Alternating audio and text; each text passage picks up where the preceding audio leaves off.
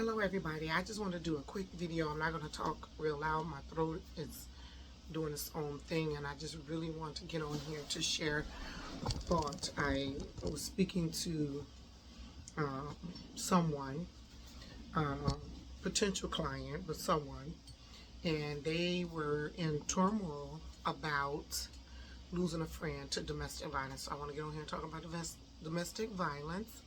I want to be very transparent in this video. I want to share some information with you. I want to give you some ideas.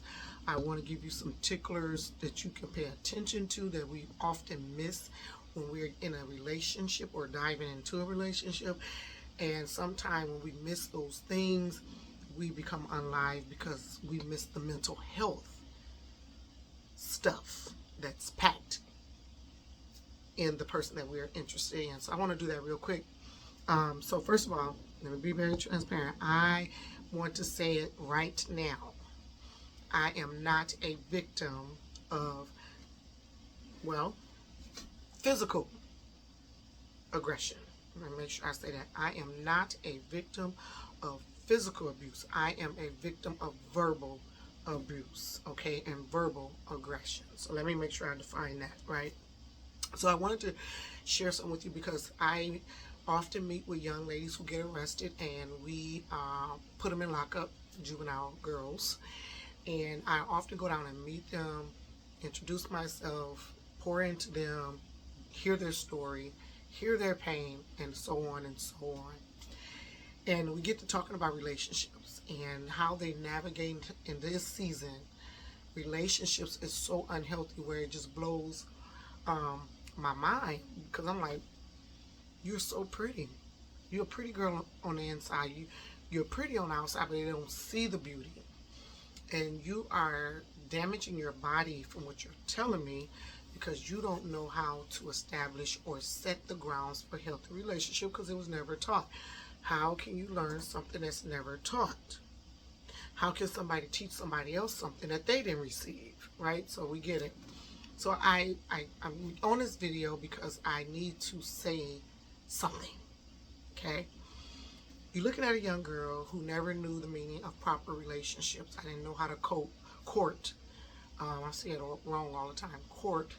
And I didn't know what that looked like. Neither did I seek wisdom about that because, of course, I'm sneaking, right? So why are you going to come out and say, how do I start dating when you sneak it? Like that, to make it make sense. Okay, so I'm in my eye. So I'm a young girl, didn't know nothing about relationship building, got jammed up in a situation, became a teenage mom. So it's like, whoa, what's happening to me? Then I still didn't learn healthy relationships. I end up thinking that when I slept with someone, that meant love. Ladies, men, ladies, I'm not trying to say both. Ladies, men, that's not true. Just because you pop in the sheets with somebody does not mean that means love.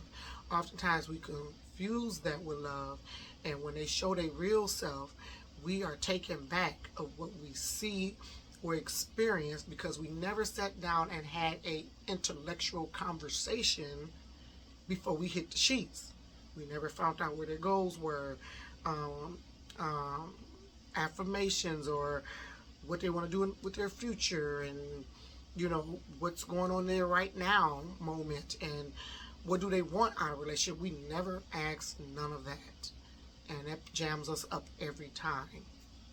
And so I was in a relationship with my first husband, and I found myself going to jail several times, y'all. Every time we had an argument, I was going to lock up. I'm like, something got to give. When the judge gave a warning, she was going to send me to prison if I keep coming in her courtroom with domestic violence. That would be my final stop. Corrections. I'm like, whoa, she's serious. We just fighting. No, you're getting arrested. You keep coming before me with the same person, and you aggressor. I need you to take anger management. Okay, I'll take anger management. You court ordered me to do it. It's not going to help. And it did not help. I must tell you. Not me, because I wasn't willing to receive it. Okay?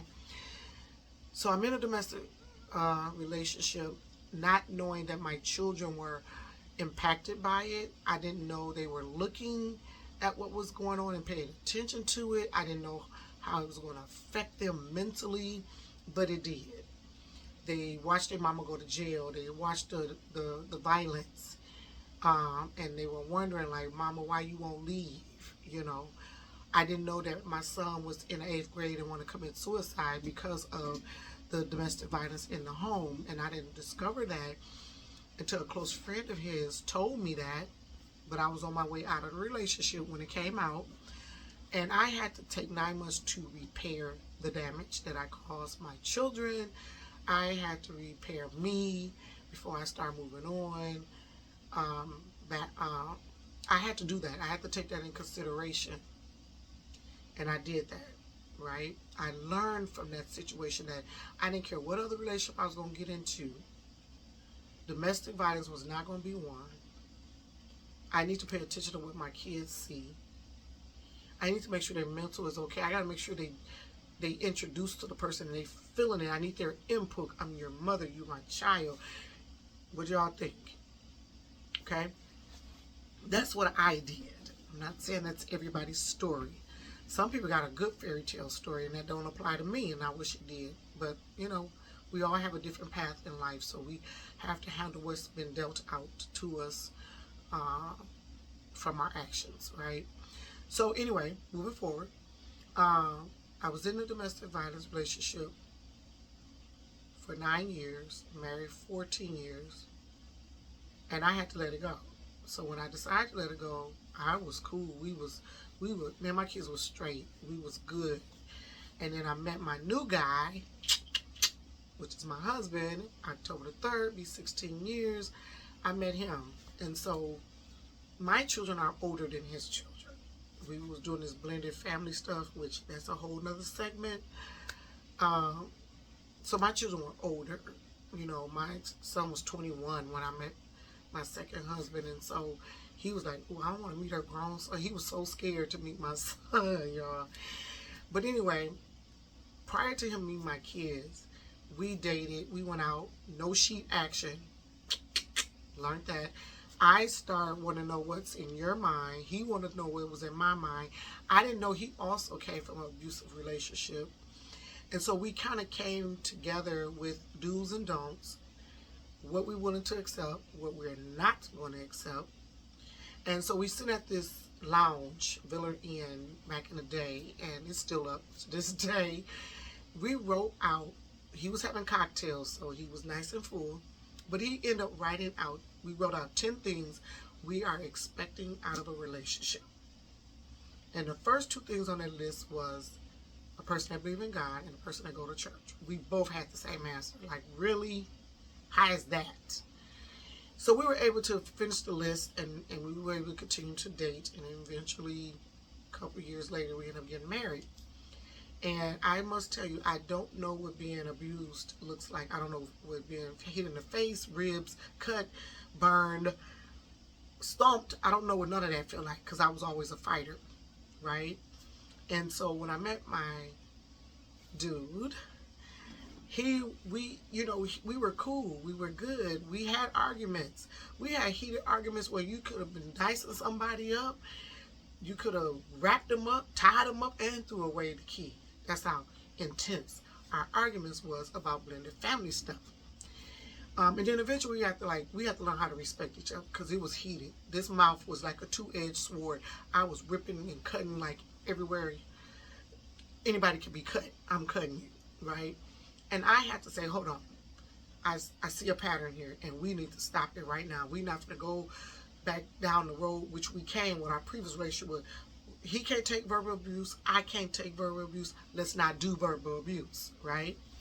And we learned of each other, and we paid attention to when we have a big disagreement, let's just part ways. Let's go breathe, go over a friend's house, go do what you do, and then come back.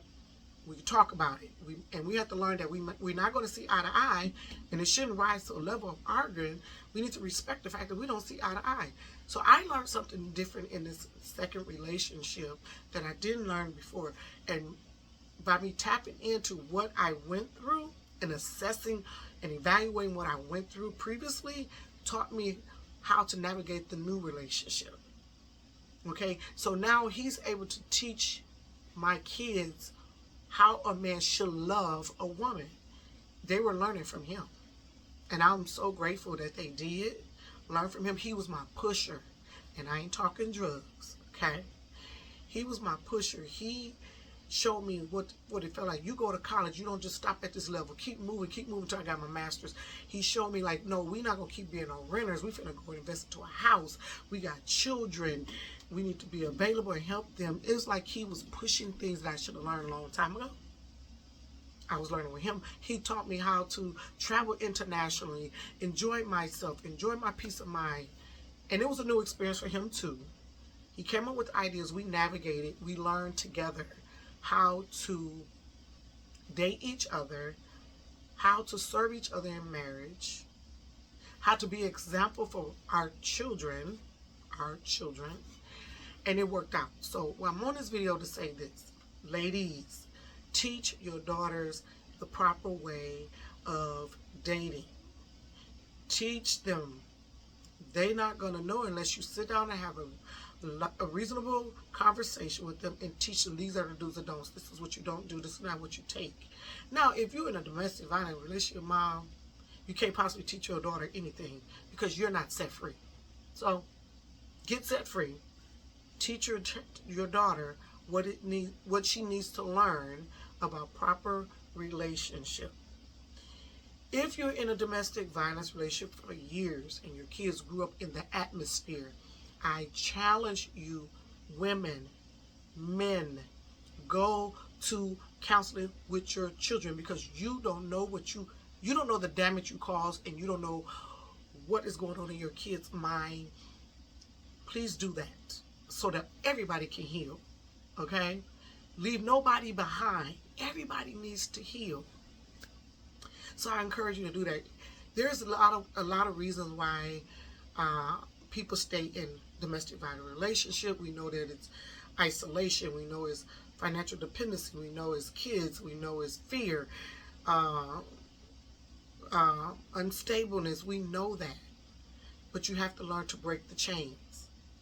You have to learn how to redefine yourself, rediscover yourself. Take charge of your life and your home and live and not die at the hand of the evil one. The Bible said in scripture, be watchful because wolves come in sheep clothing, which means people will come with good intentions, but they're very deceiving, right? Deception will creep in.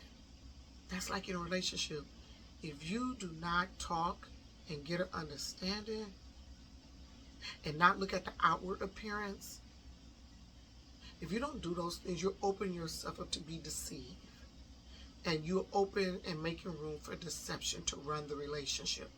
I don't care if a man is packed every way but loose, fine as wine, dressed down like a G. Under all that good looking can be trauma, demons that will unlive you because you never took the time to find out what's going on up here. You went straight to the sheets. If you're in a domestic violence relationship, go seek legal help. Protect yourself, protect your kids. Well, I know people did a restraining order and they dead today. Well, if you do a restraining order, you cannot play around in the enemy's camp. You can't keep going back and forth, dipping and dabbing, taking phone calls. Let me meet up. Are you really going to change, Johnny? Yeah, baby, I'm going to change. And you falling for the okie doke. Now he's confused. You got a restraining order you got a restraining order on me, yet you're playing with my emotions and you don't really want me, and you put yourself in a compromised situation where now this person talking about taking your life and his life too, because he mentally can't take it, and you didn't know that in the beginning because you never took time to assess. Right? So I encourage you to do that. I'm going to get off, go to bed. It's late. But I needed to let someone know that I am tired of going on social media it's giving sad vibes that people are unalive due to domestic violence. People are learning nowadays that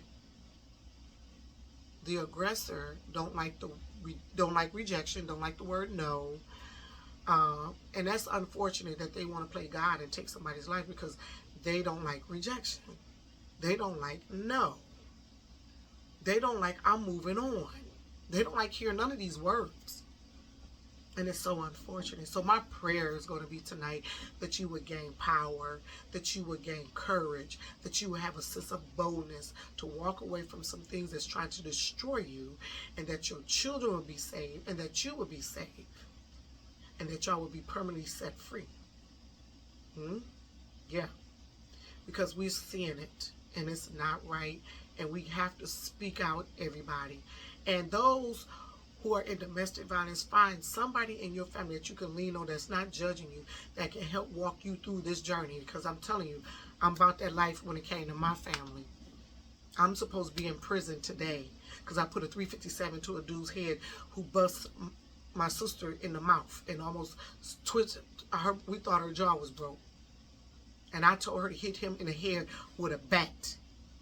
And he could have killed him, but I didn't care in the moment. I was 18.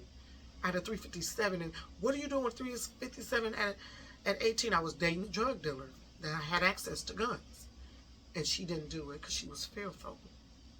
Okay, I'm about that life when it came to my kids, and I learned that grace and mercy keeps us, because if it doesn't keep us, we could be with God today, hallelujah, Shabbat, say all those things, and be a cellmate tomorrow, because life happens. Life happens. Situations trigger us.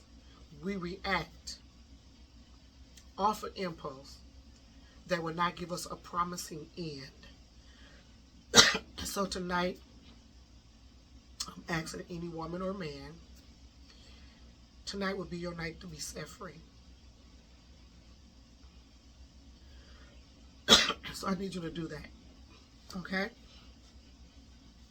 I hope you're blessed by this video. I'm having a little allergy situation, so I'm trying to finish this out. I hope you're blessed.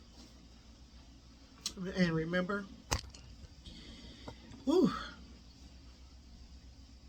get help.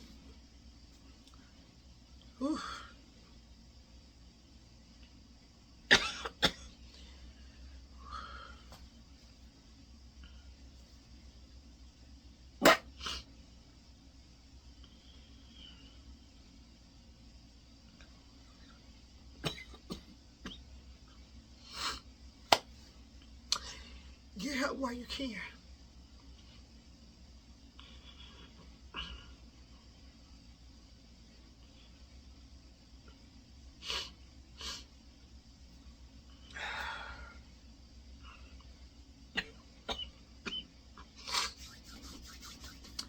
Y'all,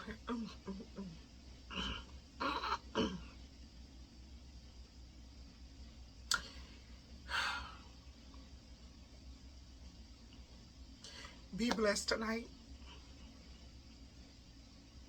and be set free. God loves you. Whew.